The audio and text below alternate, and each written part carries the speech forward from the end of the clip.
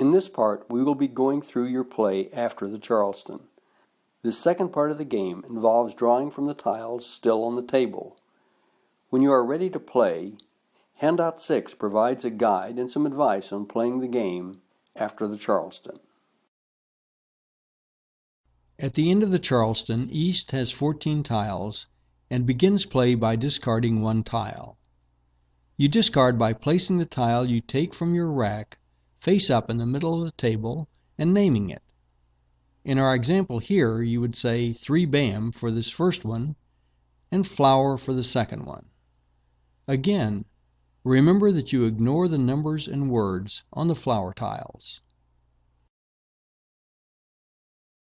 After East discards, and going counterclockwise around the table, each player draws a tile from the end of the wall in the middle of the table and places it in their rack. You should always pick up the tile and put it in your rack facing you quickly. You should not even take time to look at it until it is in your rack. Practice doing this. It is very important, and we will discuss it again later. The player who drew then discards a tile, always ending their play with 13 tiles in their hand, unless the tile they drew completes a mahjong. Normal play involves drawing and discarding tiles counterclockwise around the table. However, if, at any time when you are not playing a concealed hand, another player discards a tile which you need to complete a grouping of 3 or more tiles in your hand, you may call or pick up that tile. This is not done just in your turn when the player to your left discards, but whenever any player discards it. You can tell if you are playing a concealed hand by looking to the right side from where your hand shows on the card. The C next to the number indicates that the hand must be played concealed. If you are playing a concealed hand, you may call a tile only if it is the last one you need for a mahjong. You can only call a tile before the next player draws and either places the tile in their rack or discards it. That means that the time you have to call a tile is very limited. Not positive you need the tile or not? To give yourself time to think about it, call hold or stop before the next player gets the tile they drew into their rack. That player then must return the drawn tile to the wall, and you get time to make your decision. If you do decide to call the tile, place it face up on the flat top portion of your rack and add the other tiles that make up the grouping of 3 or more that go with it.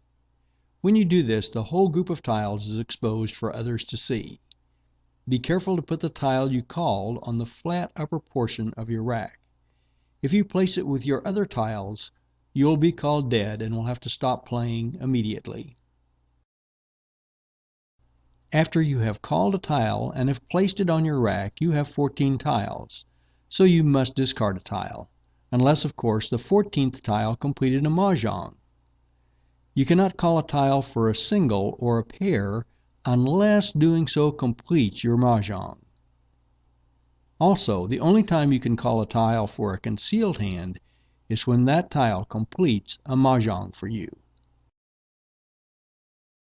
Just to reiterate, when calling a tile, except when it will complete a mahjong for you, you cannot call for a pair such as FF or 5-5, or for a tile in a group such as EW or 2015, which are all singles.